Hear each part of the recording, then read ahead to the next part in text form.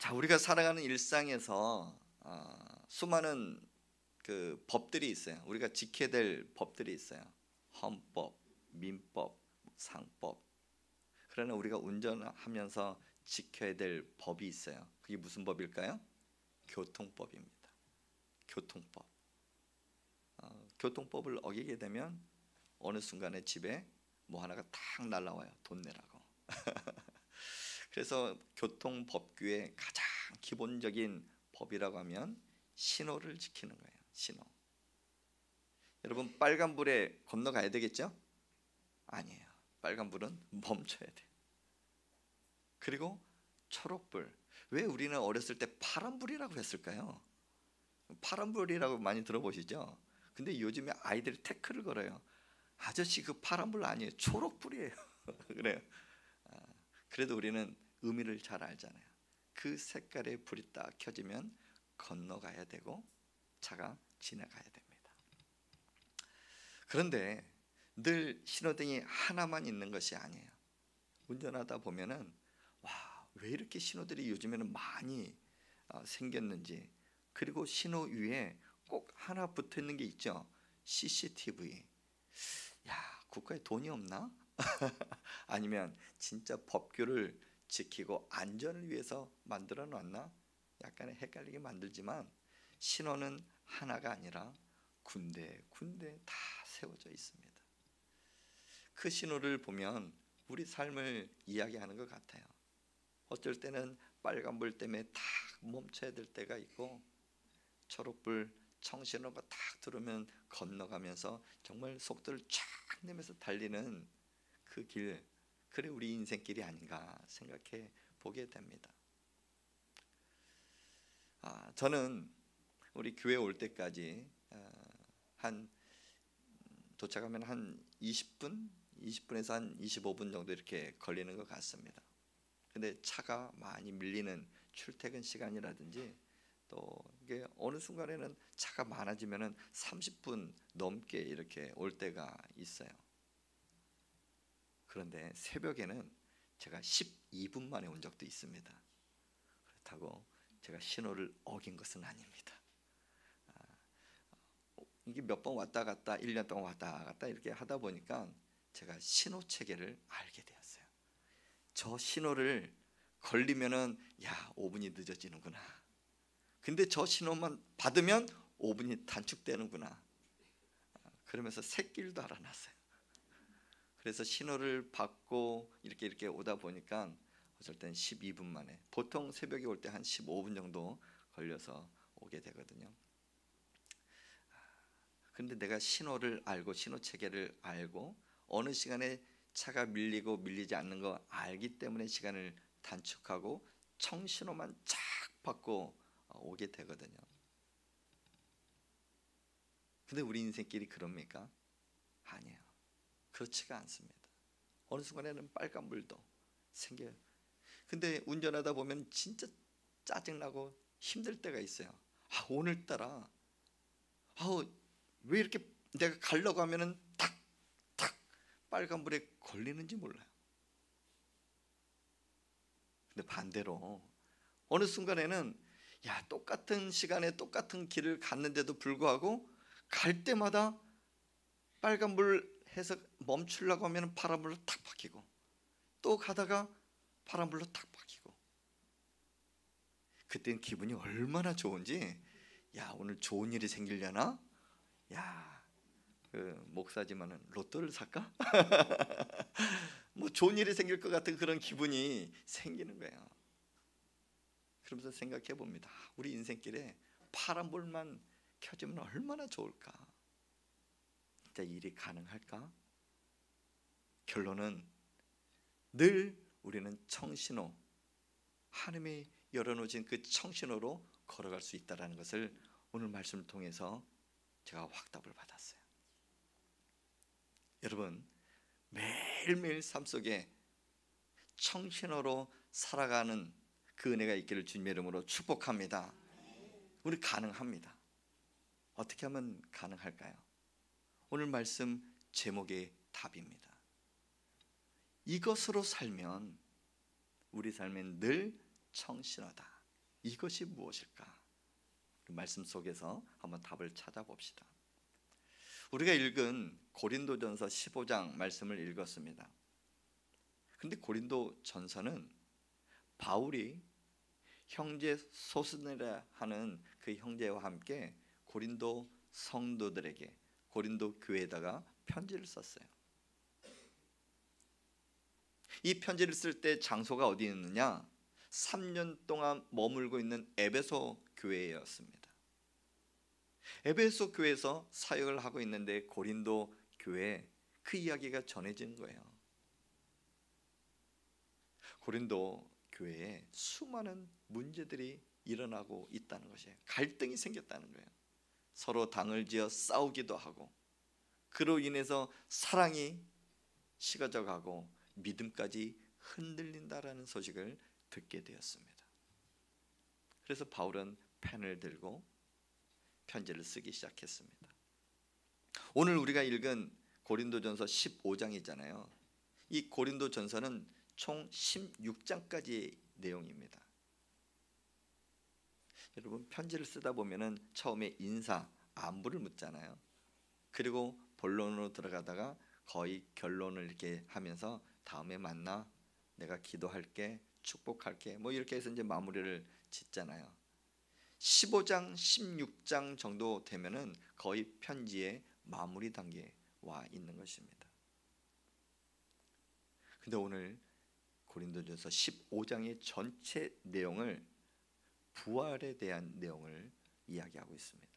그래서 일명 고린도전서 15장을 부활장이라고 합니다. 자, 부활장의 이 내용 1절부터 총 58절까지 있는데 크게는 세 가지의 부활을 이야기합니다. 첫 번째, 그리스도의 부활, 예수님은 부활하셨다라는 것을 다시 한번 권면하고 이야기하고 있어요. 사는 성도 여러분, 예수님은 부활하셨습니다. 믿으십니까? 그리고 우리 또한 부활할 것을 이야기하고 있어요. 예수님이 승천하셨지만 재림하실 때 우리 죽은 몸이 다 살아날 것이야. 육체도 부활할 것이야. 그 내용을 말씀하면서 그 중간에 바울이 자신의 신앙 고백을 하는 거예요. 편지를 쓰다가 갑자기 무엇이 마음이 감동이 되었는지 자신의 신앙을 고백하게 되는 거예요. 그 신앙의 고백이 오늘 우리가 읽은 고린도전서 15장 9절 10절 말씀입니다. 자, 어떤 내용인지 다시 한번 이것이 바울의 신앙 고백이구나 생각하면서 우리 한번 9절 10절을 봉독하겠습니다. 시작. 나는 사도 중에 가장 작은 자라. 나는 하나님의 교회를 박해하였으므로 사도라 칭함받기를 감당하지 못할 자니라. 그러나 내가 나된 것은 하나님의 은혜로 된 것이니 내게 주신 그의 은혜가 헛되지 아니하여 내가 모든 사도보다 더 많이 수고하였으나 내가 한 것이 아니요 오직 나와 함께 하신 하나님의 은혜로라. 아멘. 바울의 고백이지만 여러분의 고백이 될 수 있길 주님의 이름으로 축복합니다. 이 긴 두 절의 고백이지만 좀 이것을 축약하면은 이렇게 말씀을 들 수 있습니다. 나는 아무것도 아닙니다. 그러나 나된 것은 하나님의 은혜입니다. 이렇게 한 줄로 요약할 수가 있어요. 그리고 다시 12절부터 부활에 대해서 이렇게 쭉 나열하고 있는데 제가 말씀을 묵상하면서 궁금증이 생겼어요. 왜 편지를 쓰다가 갑자기 자신의 신앙 고백을 했을까? 그것도 부활에 관해서 예수님이 부활하십니다. 여러분 힘내십시오. 부활의 소망을 갖고 살아가십시오. 권면의 편지를 쓰면 될 텐데 중간에 왜 신앙 고백을 했을까? 깊이 묵상을 하다 보니 하나님이 바울에게 주신 그 마음을 저에게도 주신 것 같아요. 어떤 마음이었냐면 그래, 부활, 이 부활의 사건은 기적입니다. 그 보통 일이 아니에요. 근데 우리가 부활 그 사건을 믿고 있다는 거예요. 예수님은 부활하셨습니다.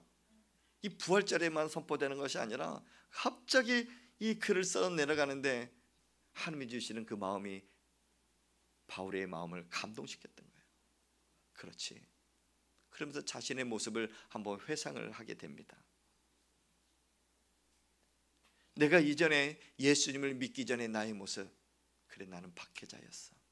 핍박자였어.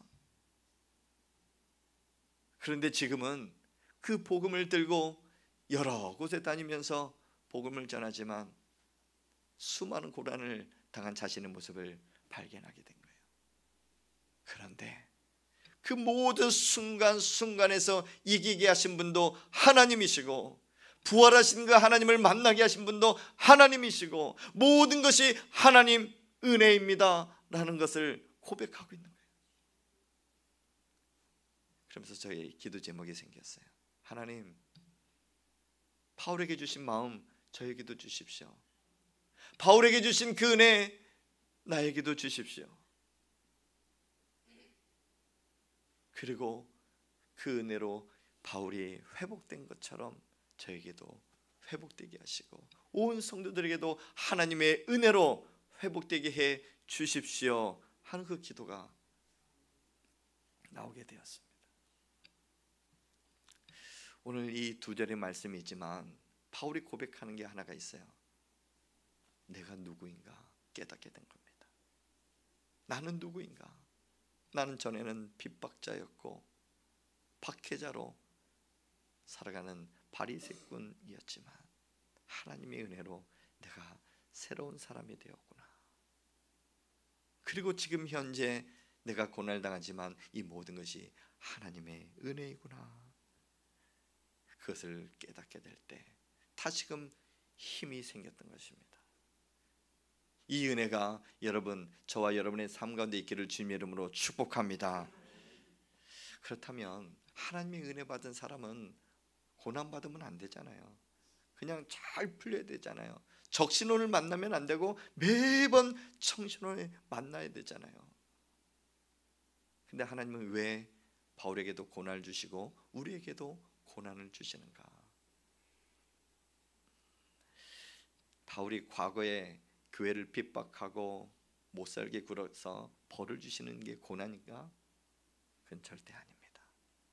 우리 믿는 자나 믿지 않는 자에게는 다 고난이 있는데 믿는 자에게는 하나님께서 주시는 은혜가 있어요.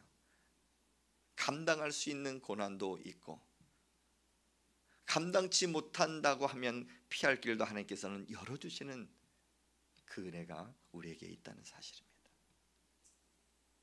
그래서 우리는 늘 하나님이 주시는 은혜 가운데 우리 삶 속에서는 늘 청신의 삶을 살 수가 있는 것입니다. 우리 한번 따라해 봅시다. 나의 나 된 것은 하나님의 은혜입니다. 우리 가슴에 손을 얹고 한번 다시 한번 고백합시다. 나의 나 된 것은 하나님의 은혜입니다. 시작. 아멘. 은혜로 살면 우리 삶은 늘 청신호입니다. 오늘 말씀 제목의 그 괄호의 답은 은혜입니다. 은혜로 살아가게 되면, 하나님이 베풀어 주신 은혜를 깨닫고 살아가게 되면 우리 삶에 빨간불이 만나도 청신호가 되고, 청신호를 만났을 땐 기쁨과 감사가 넘치는 삶을 살아갈 수가 있습니다. 그러면 어떻게 그 은혜로운 삶을 살아갈 수 있을까요? 어떻게 하면 그 은혜를 누리며 살아갈 수 있을까요? 여러분, 은혜라는 이 단어는 깨닫다라는 의미가 있어요. 깨닫는다. 하나님의 말씀을 대할 때, 하나님의 말씀을 듣고 내가 읽고 묵상할 때 깨닫는 은혜, 깨닫게 하시는 마음의 감동을 주실 때가 있어요. 그때 아, 이게 은혜이구나 생각하시면 돼요. 그래, 내가 잘못 살았어. 다시금 하나님 말씀 붙들고 살아가야지. 그래, 하나님이 나와 함께 하시는데 왜 내가 두려워하느냐? 누구야? 힘을 내. 다시금 여호와를 앙망하는 자에게 새 힘을 주신다고 했으니 여호와를 앙망해야지. 내가 잘못된 길로 가다가도 깨닫게 하시는 그 경우가 있거든요. 그게 은혜라는 거예요. 이런 책이 있습니다. 일상 은혜의 힘이라는 책이 있습니다. 진재영 목사님이 쓰신 책인데요. 거기에 나온 예화를 한번 여러분에게 말씀드리겠습니다. 어떤 남편분이 아내를 따라 교회를 가게 되었습니다. 아내의 성화에 못 이겨서 그래 내가 세 번만 교회 나가줄게. 그래도 한국 사람은 3-4번이니까 한 번이 아니라 3번 정도는 나가줄게. 그렇게 약속을 하고 교회를 처음 나가게 되었어요. 중앙에 이렇게 딱 앉아서 예배를 드리는데 예배 드리는 내내 마음이 불편하고 너무나 언짢은 거예요. 왜냐하면 목사님이 이 강단에서 설교를 하시는데 첫 번째 갔을 때 이렇게 설교를 하는 거예요. 우리 모두는 죄인입니다. 우리 모두는 죄가 있습니다. 다른 이야기는 하나도 안 들리는데 그 이야기만 막 들리면서 목사님이 나를 어떻게 아셨지? 진짜 나 죄 많이 짓고 다니는 죄인인데. 그런데 누군가가 너 죄인이야 이야기하니까 기분이 나쁜 거예요. 그러면서 이렇게 속상해서 이렇게 막 집에 돌아왔대요. 그 다음 주 또 주일이 되었어요. 갈까 말까 하다가 그래도 아내랑 약속했으니 가자. 그래서 조용한 곳에 이렇게 숨어서 예배를 드리려고 그 저쪽 구석 왼쪽 자리에 가가지고선 이렇게 예배를 드렸어요. 근데 그날 목사님의 설교가 양과 염소 이야기를 하는 거예요. 예수님께서 오른쪽에 양을 두시고 왼쪽에 염소를 두시는데 왼쪽의 염소는 구원받지 못한 백성들입니다. 그랬더니 왼쪽 구석에 앉아있는 그 남편이 마음이 불편해진 거예요. 누가 거기 앉으라고 했습니까? 괜히 자신이 선택한 자리 왼쪽 구석, 누가 아무 말 하지 않는데 그런 이야기를 하는 거예요. 그래서 또 마음이 불편해졌다는 거예요. 그 다음 주 그래 오늘이 마지막이다 하면서 이번에는 목사님이 안 보이는 자리에 가서 앉아야 되겠다. 저 교회 기둥 뒤에 이렇게 딱 앉아 있었어요. 근데 목사님의 설교는 스피커로 잘 들려서 목사님만 안 보면 괜찮겠지 딱 하고 있는데 그날 설교 내용이 아담과 하와 이야기예요. 아담과 하와가 죄를 짓고 이게 어디서 숨을까 막 이렇게 찾는데 하나님께서 말씀합니다. 아담아 내가 어디 있느냐. 그랬더니 저 교회 기둥 뒤에 있던 그분이 마음에 찔려서 아니 목사님은 보이지 않는데 하나님이 나를 찾고 있는가? 야 하나님의 눈은 피할 수가 없구나. 아담아 어디 있느냐 그랬더니 자신의 이름을 부르는 듯 하여 그 말씀을 통해 깨닫게 됐다는 거 아니에요. 그리고 말씀 끝난 다음에 목사님을 찾아가서 목사님 제가 이 교회 3번 나왔습니다. 저는 진짜 죄인입니다. 구원받을 수 없지만 죄 많지만 하나님이 나를 찾고 있는 것 같아 목사님 앞에 왔습니다. 죄를 용서해 주십시오. 주님 앞에서 회개하고 그날 영접 기도하고 구원받았다는 사실이에요. 이게 내 힘으로 될까요? 여러분 지금 구원받았다고 장담하고 살아가지만 하나님께서 성령 하나님께서 여러분의 마음을 만지시고 깨닫게 해주셔서 우리가 그렇게 살아가는 것입니다. 그래서 우리 모두는 어떤 사람인가? 은혜 받은 사람이에요. 은혜 속에 있는 사람이고 은혜로 살면 우리의 삶은 늘 청신호 기쁨과 감사로 살아갈 수가 있습니다. 저는 2가지의 은혜를 깨달았으면 좋겠다. 이 은혜만 깨닫게 되면 우리 삶은 정말 기쁨과 감사가 넘치고 하나님이 주시는 영적 힘 그것으로 살아갈 수 있다 저는 장담합니다. 첫 번째 그것이 무엇일까? 구원의 은혜를 깨닫는 것이에요. 자, 에베소서 2장 4절 5절 말씀을 우리 한번 같이 읽겠습니다. 시작. 긍휼이 풍성하신 하나님이 우리를 사랑하신 그 큰 사랑을 인하여 허물로 죽은 우리를 그리스도와 함께 살리셨고 너희는 은혜로 구원을 받은 것이라. 아멘. 사랑하는 성도 여러분, 저와 여러분은 예수님의 은혜로 구원받은 줄 믿으시길 바랍니다. 우린 구원받은 백성이에요. 하나님의 자녀입니다. 그런데 에베소서 지금 우리 새벽마다 묵상하고 있는데, 예전에는 허물과 죄로 우리가 죽을 수밖에 없던 자, 진노의 자녀, 어떤 쇠사슬에서도 빠져나올 수 없는 그런 사람이었다라고 말씀하시면서 그 모든 쇠사슬, 죄사슬을 끊어내게 하시고 자유를 주신 분은 예수님이다 라고 우리에게 말씀합니다. 우리는 허물과 죄로 가득합니다. 그러나 예수님이 우리를 살리셨습니다. 그로 인하여 하나님의 자녀가 되었고 하나님의 백성이 된 것이에요. 근데 여러분, 구원받은 감격이 있습니까? 나는 구원받았습니다. 말로 이렇게 표현하지만 그 감격이 우리 안에 생생하게 살아있느냐? 저는 구원의 감격, 구원의 그 은혜가 회복되기를 주님의 이름으로 축복합니다. 이 은혜가 회복된다고 하면 우리는 다시 힘을 내서 살아갈 수가 있습니다. 우리의 신앙은 부활의 신앙입니다. 우리의 소망은 부활의 소망이에요. 그렇기 때문에 우리가 이 땅에 힘들게 힘겹게 살아가지만 어느 순간에 병원을 찾아서 나갔는데 더 큰 병원으로 가셔야 됩니다. 우리 몸에 이상이 있어 적신호가 나타날 수 있고 그 적신호를 만날 수가 있어요. 하지만 구원의 감격과 구원의 은혜가 있다면, 그렇지, 내가 이 땅에 이렇게 힘들고 적신호를 만난다 할지라도 내가 천국의 소망을 갖고 있는 천국 백성이야. 그 믿음으로 그 모든 것을 난관을 헤쳐나갈 수 있다는 것입니다. 지난주 말씀드렸습니다. 어떤 큰 산이 있다 할지라도 큰 산, 내가 무엇이냐? 수르바벨 앞에서 내가 평지가 되리라. 믿음으로 선포할 때 그 산은 평지가 되는 거예요. 우리 삶은 넉넉지가 않습니다. 하지만 우리는 구원의 은혜 때문에 승리할 수가 있습니다. 그 구원의 은혜가 회복되는 이번 한 주간 되길 주님의 이름으로 축복합니다. 아멘. 두 번째, 일상의 은혜를 깨닫는 거예요.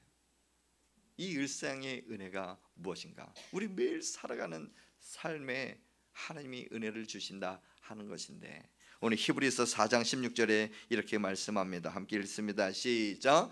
그러므로 우리는 긍휼하심을 받고 때를 따라 돕는 은혜를 얻기 위하여 은혜의 보좌 앞에 담대히 나아갈 것이니라. 아멘. 때를 따라 돕는 은혜, 이것이 일상의 은혜입니다. 하나님이 정하신 그때 모든 것을 이루시고 우리를 인도하십니다. 근데 우리는 어떻게 해요? 너무나 연약하지요. 조그마한 돌이 이렇게 튀어나와 있어도 순간에 그 돌 때문에 이렇게 넘어질 때도 있고요. 경제적인 문제 때문에, 건강의 문제 때문에, 관계 문제 때문에 여러 가지 우리 삶 속에서 넘어지고 쓰러지고 지치고 할 때가 너무나 많습니다. 왜냐하면 우리는 연약하기 때문에. 그러나 우리가 일어날 수 있는 것은 하나님께서 때를 따라 돕는 은혜, 그 연약함을 아시고 우리를 도와주시기도 하고, 막혀있는 그 길이 있다면 열어주시기도 하고, 어둠의 그 터널을 막 지난다 할지라도 저 빛 끝에 빛을 찬란하게 주시면서 그 어둠도 사라지게 하시는 그분이 바로 하나님이시에요.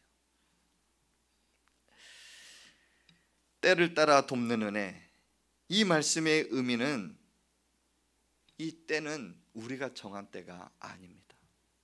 하나님이 정하신 그때, 옳은 시간, 적절한 그 시간을, 그때를 말하는 거예요.